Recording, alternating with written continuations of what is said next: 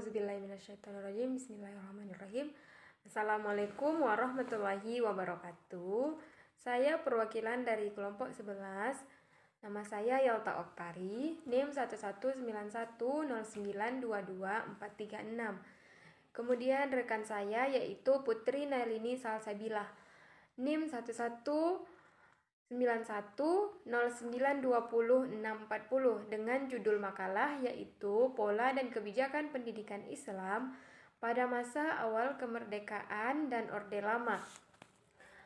Adapun materi dari makalah kami yaitu yang pertama pengertian pendidikan Islam, yang kedua pendidikan Islam pada masa kemerdekaan, selanjutnya pembahasan yang ketiga yaitu pendidikan Islam pada masa Orde Lama. Nah, untuk selanjutnya pembacaan materi akan dibacakan oleh rekan saya yaitu Putri Nailini Salsabila. Kepada Putri Nailini Salsabila dipersilahkan. Baiklah, saya di sini akan menjelaskan materi dari kelompok 11 yaitu Pola dan Kebijakan Pendidikan Islam di masa awal kemerdekaan dan Orde Lama. Nah, materi yang pertama kita awali dengan pengertian pendidikan Islam itu sendiri. Jadi, pendidikan atau dalam bahasa Arab tarbiyah yang berarti mendidik. Sasaran pendidikan itu tidak hanya terfokus kepada perkembangan jasmani peserta didik, namun rohani juga menjadi perhatian dalam kegiatan pendidikan. Nah, di dalam pemahaman yang sederhana, pendidikan Islam dapat dipahami sebagai berikut. Yang pertama, pendidikan menurut Islam atau pendidikan Islami, yaitu pendidikan yang dipahami dan dikembangkan dari ajaran nilai-nilai fundamental yang terkandung dalam sumber dasarnya, yaitu Al-Quran dan Hadis. Yang kedua, pendidikan dalam masyarakat Islam, yaitu pendidikan atau praktek penyelenggaraan pendidikan yang berlangsung dan berkembang dalam sejarah umat Islam, dalam arti proses bertumbuh kembangnya Islam dan umatnya, baik Islam sebagai agama, ajaran, maupun sistem budaya dan peradaban sejak zaman Nabi Muhammad SAW sampai sekarang.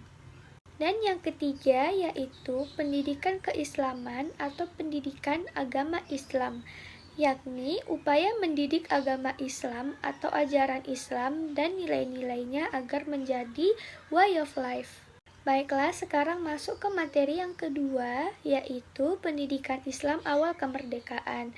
Menurut Jailani, pada tahun 1980, ia mengatakan bahwa setelah Indonesia merdeka, untuk penyelesaian pendidikan agama mendapat perhatian serius dari pemerintah, baik dari sekolah negeri maupun sekolah swasta. Usaha untuk itu dimulai dengan memberikan bantuan terhadap lembaga tersebut, sebagaimana yang dianjurkan oleh Badan Pekerja Komite Nasional Pusat BPKNP itu pada tanggal 20 Desember 1945. Ia menyebutkan bahwa madrasah dan pesantren yang pada hakikatnya adalah suatu alat dan sumber pendidikan dan mencerdaskan rakyat jelata yang tidak berurat akar dalam masyarakat Indonesia pada umumnya. Hendaklah ia mendapat perhatian dan bantuan nyata berupa tuntutan dan bantuan material dari pemerintah. Sebab di zaman penjajahan Belanda, pintu masuk pendidikan modern bagi umat Islam terbuka secara sempit. Dalam hal ini minimal harus ada dua hal yang menjadi penyebabnya, yaitu sikap dan kebijaksanaan pemerintah kolonial yang amat diskriminatif terhadap kaum muslimin. Kedua, politik non-kooperatif para ulama terhadap Belanda yang memanfaatkan bahwa ikut serta dalam budaya Belanda, termasuk pendidikan modernnya, adalah salah satu bentuk penyelewengan agama. Jadi, untuk tindakan pertama yang diambil oleh pemerintah Indonesia ialah menyesuaikan pendidikan dengan tuntunan dan aspirasi rakyat sebagaimana tercantum dalam Undang-Undang Dasar 1945 pasal 31 yang berbunyi, tiap-tiap warga negara berhak mendapatkan pekerjaan. Pemerintah mengusahakan suatu sistem pengajaran nasional yang diatur dengan undang-undang. Baiklah, selanjutnya masuk ke materi yang ketiga, yaitu pendidikan Islam di masa Orde Lama. Nah, perkembangan pendidikan Islam di masa Orde Lama ini sangat terkait dengan perannya Departemen Agama yang mulai resmi berdiri 3 Januari 1946. Lembaga ini secara intensif memperjuangkan politik pendidikan Islam di Indonesia. Secara lebih spesifik, usaha ini ditangani oleh suatu bagian khusus yang mengurusi masalah pendidikan agama. Jadi, untuk pengembangan dan pembinaan madrasah dan pendidikan Islam di sekolah umum itu dapat terbagi dengan dua, yaitu yang pertama perkembangan madrasah, yang kedua itu pendidikan Islam di sekolah umum.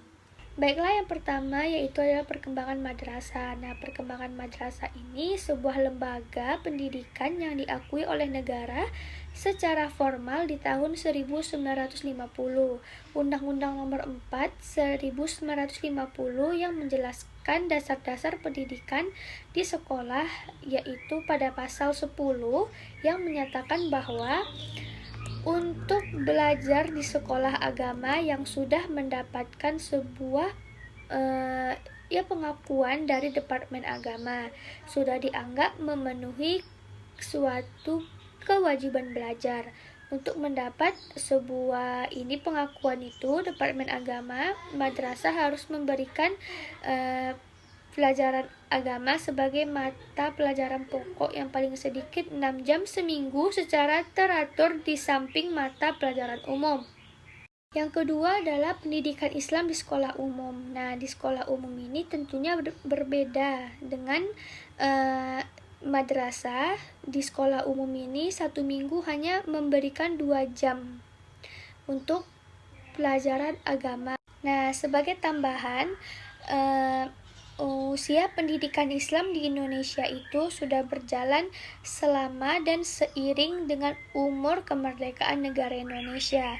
Hal ini dikarenakan dalam fakta sejarah disebutkan bahwa benih-benih dari pendidikan Islam adalah munculnya semangat untuk merdeka. Nah, di definisi pendidikan ini dapat terbagi dengan 2 kelompok, yaitu pertama pendidikan dalam arti luas dan yang kedua adalah pendidikan dalam arti sempit.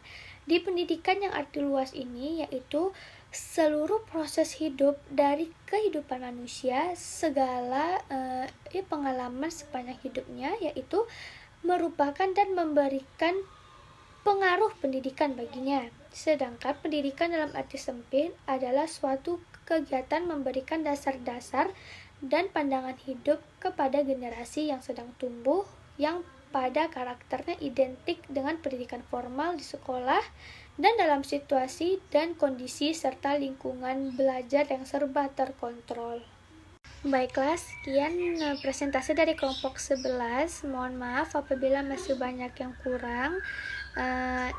Dan saya akhiri, wabillahi taufiq wal hidayah. Assalamualaikum warahmatullahi wabarakatuh.